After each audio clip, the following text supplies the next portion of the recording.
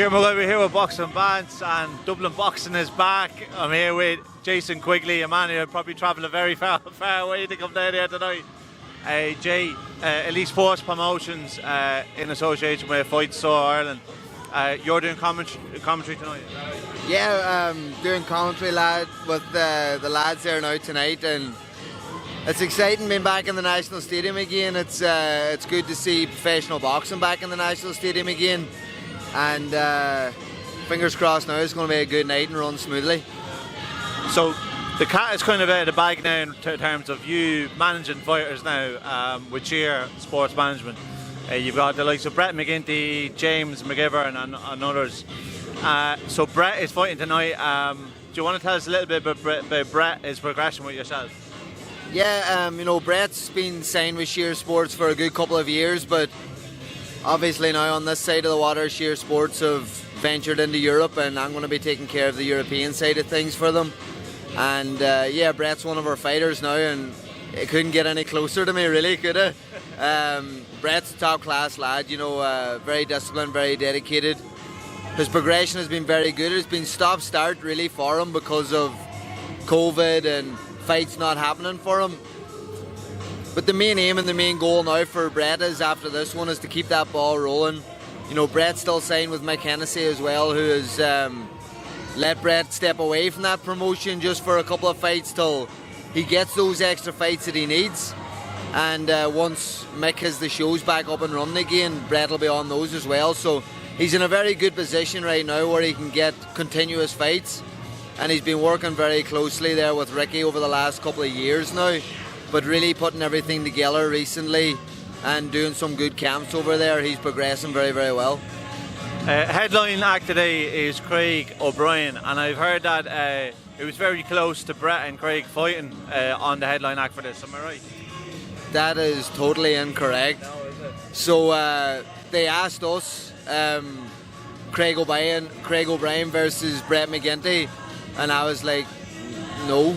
Like, there was never anything after. It was a straight no. Like, it's like Brett has been out of the ring now for a while, and Brett's he's only early on in his career. Like, that's the type of fight that you want for an Irish title fight or something down the line. But right now, Brett's growing his career. He wouldn't qualify for an Irish title fight yet because he's only boxed 6 rounds before. So it doesn't make sense to make this happen. And, money-wise, everything, you need to look out for the fighters in the best way. That fight wasn't talked about. It was mentioned once, and that was the end of it. Yeah. But I know if Ada says to Brett, hey, you're fighting Craig O'Brien, oh, no bother.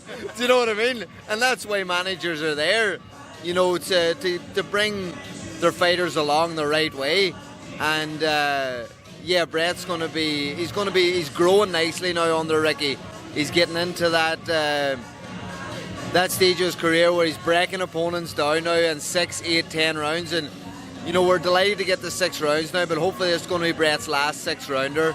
We're going to move him up to 8, maybe a Celtic title fight, hopefully in the next couple of fights, and then step him up in towards that Irish title fight, and hopefully beyond that in the future. Yeah.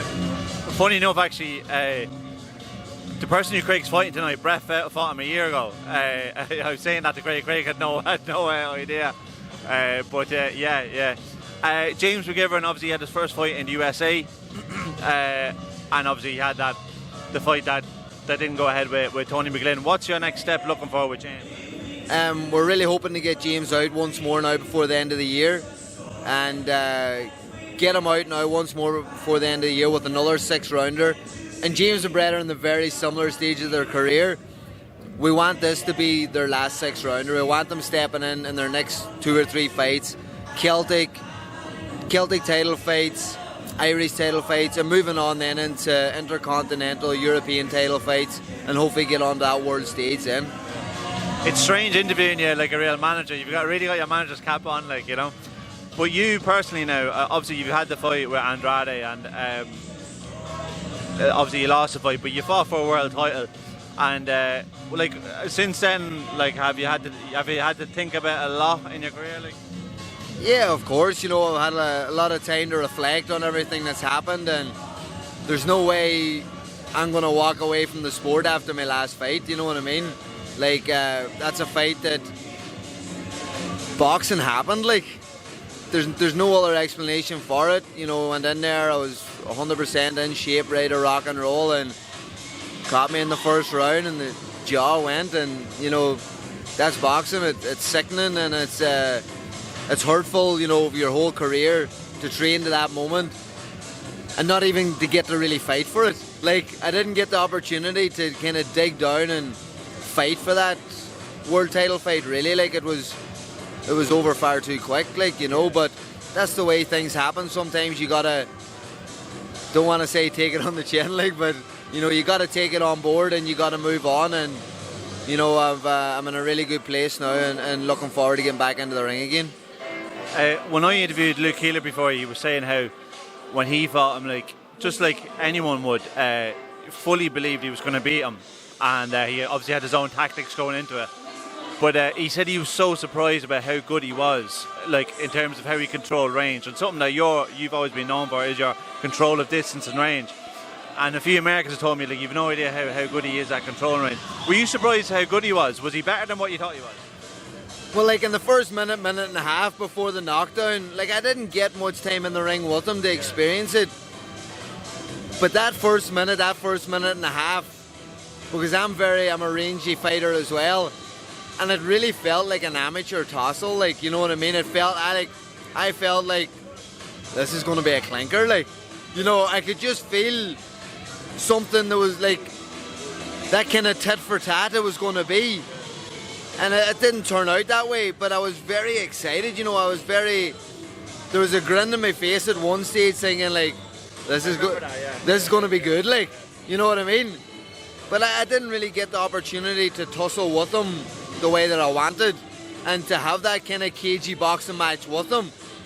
But look, that's the way it goes. I can't really comment too much on him, on how good he was. He obviously hits brave and hard, like, you know what I mean? I didn't really feel the punch, like, because it was all done the flash, like, you know, but yeah, look, he's a top class operator, and Canelo and all these guys are avoiding him for a reason. You that had like ups and downs in your professional career, you kind of needed that, though, didn't you? You needed to really challenge yourself at the highest level, because you were so close before, and when you won that fight against Shane Mosley Jr., you could see the relief in your face, because finally you were getting that opportunity to fight for world title, and now you've had a taste of it. You must think like, oh, I just want that one more opportunity for a world title. Like. Yeah, of course. Look, there's no bullshitting about anything. Like, you're in there to be the best that you can be, and if you're not in it for that reason, you're in it for the wrong reasons. Like, you know, it'll not work out for you. But you know, I'm in there to be the best. Like, you know, and I'm going to challenge myself every chance I get, and any man that I get in the ring with, he's an obstacle for me to get to the next stage. Like, so I don't give a shit who I get into the ring with. You just got to take care of business. But definitely, like, you know, I'm excited. I'm excited for next year, you know what I mean? I'm excited and looking forward to what's to come. No real idea, or no real, like, nothing set in stone yet what is exactly going to happen. But I'm excited and looking forward to it, and yeah, I'm getting back in there to challenge myself and get back to the level and become the champion that I believe I can be. Yeah. Well, I know you have to go over and do some commentary, but no, Jay, I really appreciate your time, and I'm sure I'll see you again on a TikToks near you. If I make it on TikTok, I'll still get into the gym and train though. Nice one, cheers lad. Thank you. Thanks very much. Thanks.